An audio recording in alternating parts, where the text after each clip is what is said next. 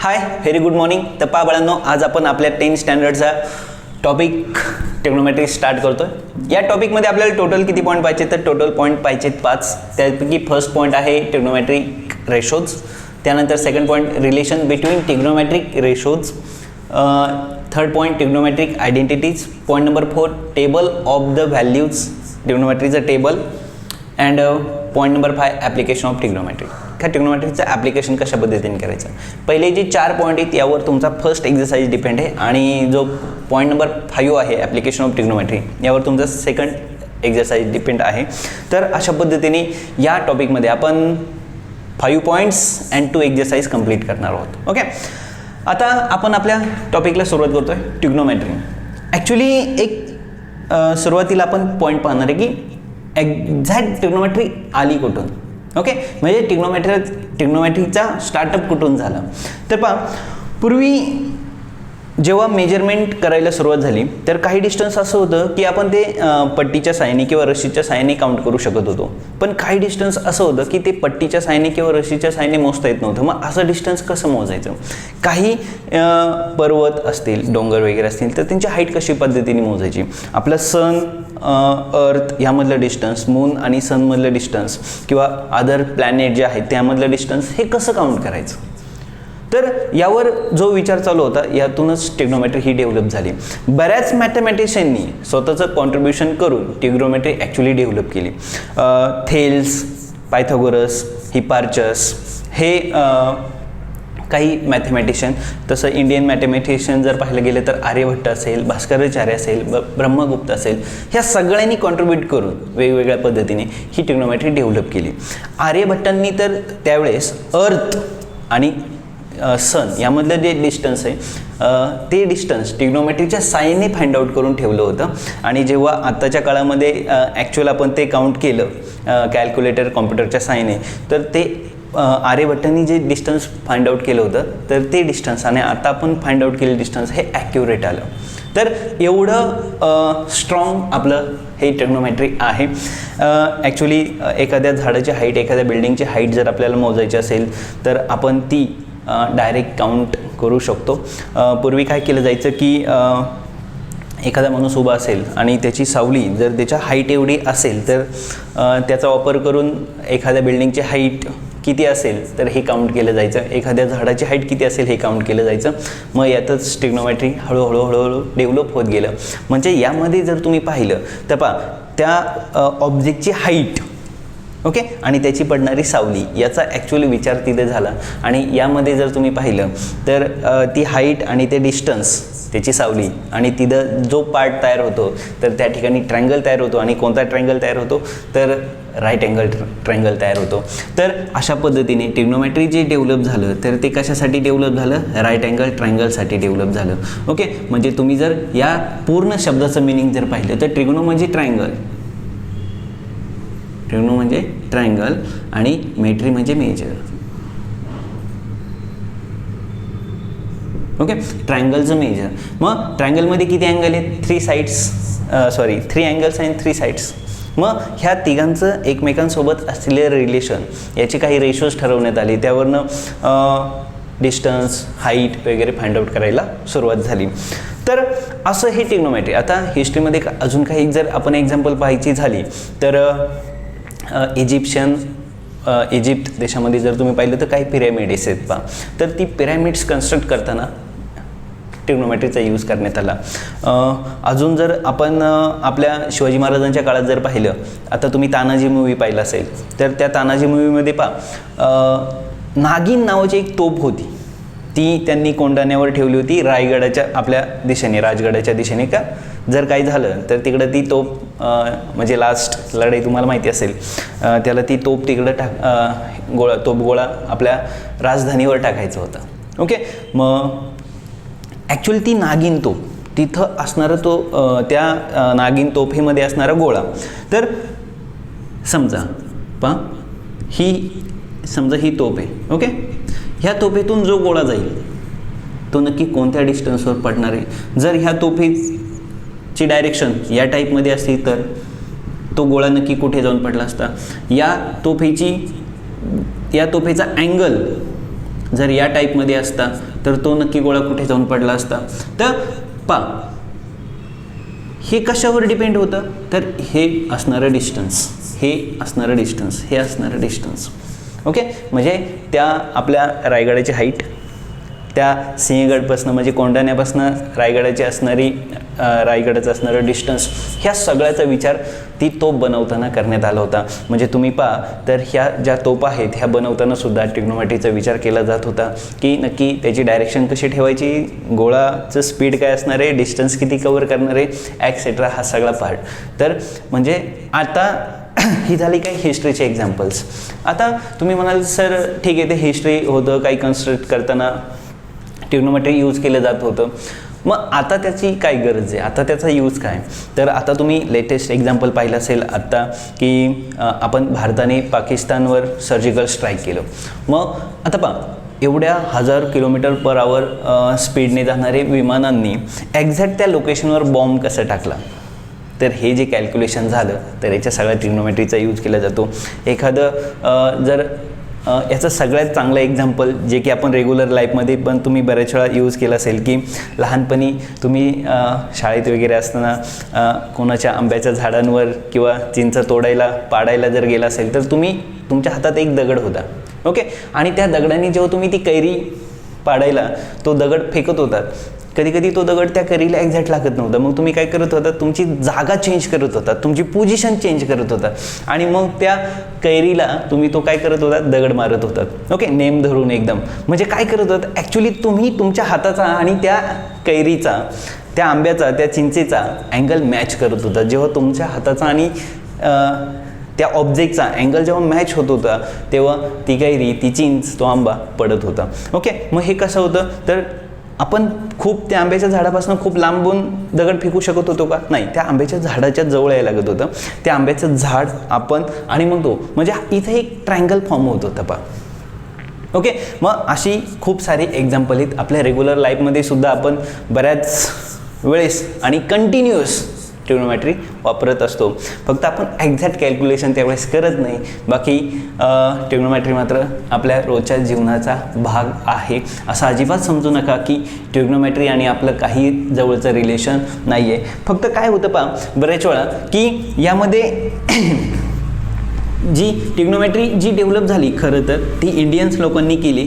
त्याला काही वेगळी नावं देण्यात आली होती संस्कृतमधली, पण नंतर काय झालं, ही ट्रिग्नोमेट्री अरब लोकांच्या साहाय्याने युरोपमध्ये गेली आणि त्याची पुन्हा नावं चेंज होऊन आली. बाकी दुसरं ट्रिग्नोमेट्रीमध्ये फार असं काही विशेष चेंज नाही आहे. तर ठीक आहे, ही झाली थोडक्यात ट्रिग्नोमेट्रीची हिस्ट्री. आता आपण आपल्या टॉपिककडे येऊया.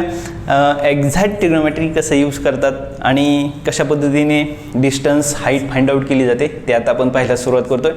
तर सगळ्यांनी एकदम व्यवस्थित रेशो समजून घ्या. एकदम छान बारकाईने लक्ष द्या. पुस्तक सोबत असेल तर बेटर आहे, नसेल तर घ्या ते, ठीक आहे, काही हरकत नाही आहे. तर आपण आपल्या टॉपिकला सुरुवात करतो आहे आणि आपल्या टॉपिकमध्ये आपला जो पहिला पॉईंट आहे तर तो पॉईंट आहे ट्रिग्नोमेट्रिक रेशोज. ओके, तर आता आपण आपले ट्रिग्नोमेट्रिक रेशोज पाहणार आहे. तर पावळांनो, हा जो टॉपिक आहे ट्रिग्नोमेट्री हा तुम्हाला 9th स्टँडर्डला होता. त्याची बेसिक तुम्हाला इन्फॉर्मेशन माहिती असेल, साईन, कॉस आणि टॅन. ओके, हे 3 रेशो माहितीच असतील. आता तुम्ही नवीन रेशोज अजून काही या ठिकाणी शिकणार आहात.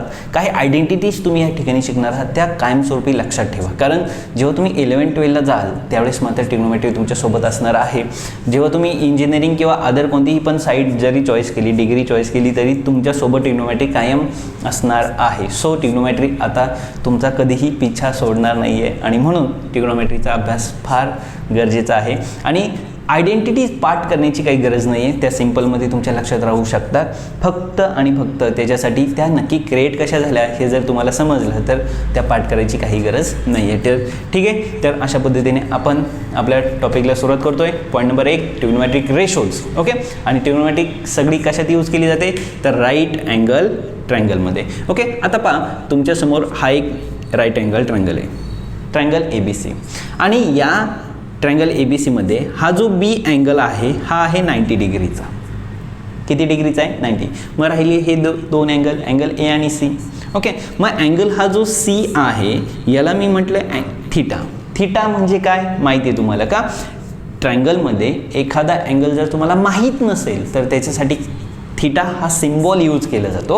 ओके, म्हणजे अँगल सी म्हणायचं तर अँगल थिटा म्हणायचं. ओके, थिटा हे काय आहे, लॅटिन लँग्वेजमधलं एक अल्फाबेट आहे. ओके, ते वापरत नव्हतं. मग अँगल सारखं म्हणण्यापेक्षा तो थिटा तिथं टाका म्हणजे झालं. तर हे काय दिलं, जसं की अल्जेब्रामध्ये आपल्याला एखादी गोष्ट माहीत नसेल तर आपण काय म्हणतो, लेट बी एक्स.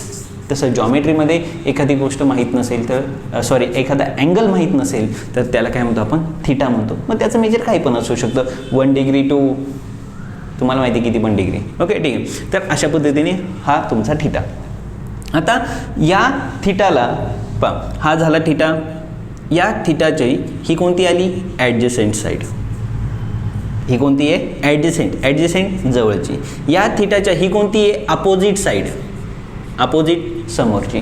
आणि या राईट अँगल ट्रायंगलमध्ये सगळ्यात मोठी साईड कोणती आहे, हायपोटेनियस.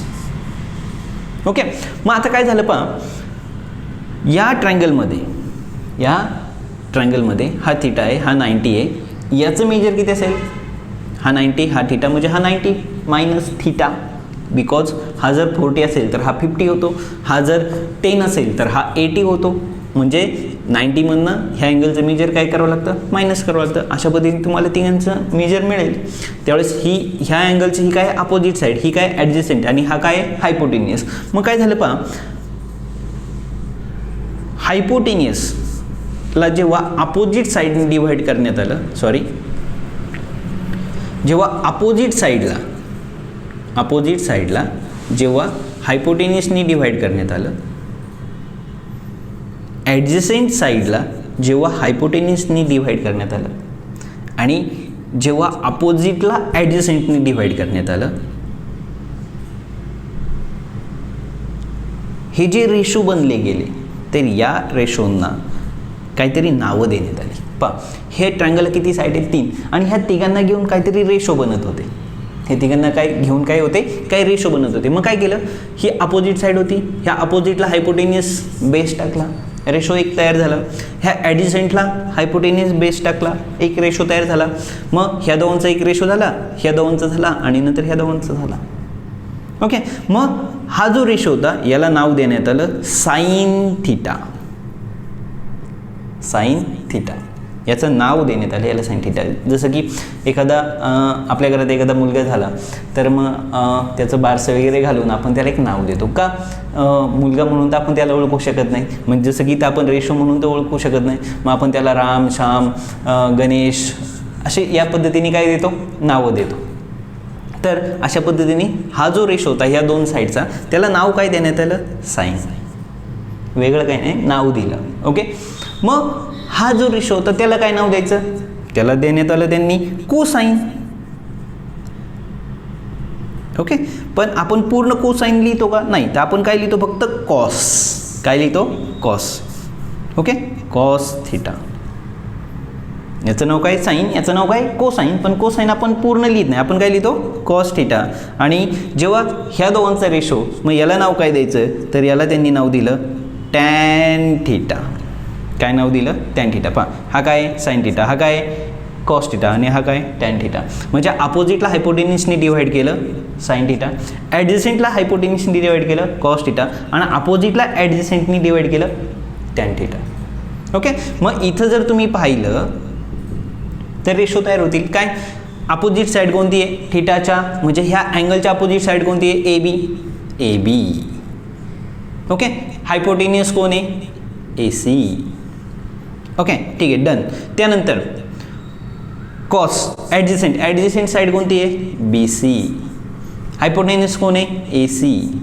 अपोजिट साईड कोण आहे, AB. आणि ॲडजसेंट कोणती आहे, BC. मग हे जे रेशो आले तर या रेशोंना काय नाव देण्यात आली, साइन कॉस टॅन. आणि हे आहे तुमच्या ट्रिग्नोमेट्रीचा सगळ्यात महत्त्वाचा बेस. ह्या 3 फॉर्म्युल्यांपासून, या 3 आयडेंटिटीजपासून सगळ्या आयडेंटिटीज क्रिएट होणार आहेत. That's it. ओके, तर पहा आता हा जो साइन थिटा होता, या साइन थिटाचा फॉर्म्युला काय होता, अपोजिट अपॉन हायपोटेनियस. मग जर मी म्हटलं हायपोटेनियस अपॉन अपोजिट, याला काय म्हणायचं, त्याच पद्धतीने या ठिकाणी सुद्धा एक फॉर्म्युला क्रिएट होता, जसं की तुम्ही म्हणता ॲडजसेंट अपॉन हायपोटेनियस, तसं असं पण असू शकत होतं, हायपोटेनियस अपॉन ॲडजसेंट. त्याला काय म्हणायचं, आता जसं की तुम्ही अपोजिट अपॉन ॲडजसेंट करत होतात तसंच इथे ॲडजसेंट अपॉन अपोजिट असे सुद्धा रेशो तयार होऊ शकतात. प्रत्येक वेळेस असेच याची काही गॅरंटी नव्हती, असे पण रेशो तयार होत होते. आता या 6 रेशोंच्या, या 6 रेशोंच्या बाहेर तर दुसरे रेशो तयार होणार नाही आहेत. ओके, मग याला नाव काय देण्यात आलं होतं, साईन, कॉस, टॅन. मग साईनच्या अपोजिट हा बनला गेला, जसं की अपोजिट अपॉन हायपो, मग हायपो अपॉन अपोजिट, याला काय नाव द्यायचं, तर याला नाव देण्यात आलं कोसेक. काय नाव देण्यात आलं, कोसेक थीटा. ओके, मग कॉस काय होता, ॲडजस्टंट अपॉन हायपोटेनियस. मग त्याच्या इनवर्स रेसिप्रोकल झाला, उलटा खरं तर हायपोटेन्स अपॉन ॲडजस्टंट. मग याला नाव काय देण्यात आलं, याला नाव देण्यात आलं सेक थीटा. आणि टॅन काय होता, अपोजिट अपॉन ॲडजस्टंट. मग ॲडजस्टंट अपॉन अपोजिट काय झाला, इथं फॉर्म्युला क्रिएट झाला इथं, तर त्याला नाव देण्यात आलं कॉट थीटा. ॲक्च्युली याला नाव आहे टँजंट, कोटँजंट, कोसाईन, साईन, सेक म्हणजे सेकंड, आणि ही काय कोसेकंड, अशी नाव आहेत, पण आपण त्याचे शॉर्ट फॉर्म या ठिकाणी यूज करतोय. ओके, मग साईन थीटा, कॉस आणि टॅन हे तुम्हाला कळले. तर साईनच्या अपोजिट कोण आला, कोसेक थीटा. कॉसच्या अपोजिट कोण आला, सेक थीटा. आणि टॅनच्या अपोजिट कोण आला, कॉट थीटा. तर अशा पद्धतीने हे जे 3 रेशो होते, ह्या तिघांपासून अजून 3 नवीन तयार झाले आणि ह्या तिघांची ही नावं. तर अशा पद्धतीने काय झाले, ट्रिग्नोमेट्रीचे रेशोज या ठिकाणी तुम्हाला मिळालेले आहेत. आता हेच रेशोज आपण एकदा फक्त छान पद्धतीने राईट करून घेऊया, एक ट्रायंगलला नाव देऊया, त्यावरनं तुमच्या अजून लक्षात येईल. खूप सोपा टॉपिक आहे, फक्त बेसिकपासून तुम्हाला त्याची व्यवस्थित तयारी करायची. ओके, पहा या ठिकाणी आपण काय करूया, एक ट्रायंगल घेऊया. या ट्रायंगलमध्ये हा थीटा, या ट्रायंगलला नाव दिलं PQR. इथं हा काय तुमचा हायपोटेनियस, ही काय आहे तुमची अपोजिट साईड, ही काय तुमची ॲडजसेंट साईड. मग आता रेशो कोणते कोणते आहेत तुमच्याकडं, पहिला रेशो कोणता आहे, साईन थीटा.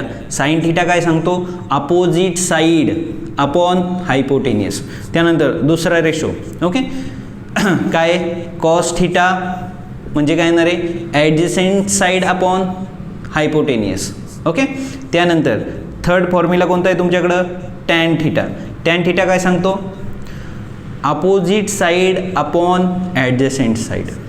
ओके, हे तुमचे 3 बेसिक. इथं जर रेशो पाहिलं तर काय येणार आहे, PQ अपॉन PR. इथं काय येणार आहे, QR अपॉन PR. आणि इथं काय येणार आहे, PQ अपॉन QR.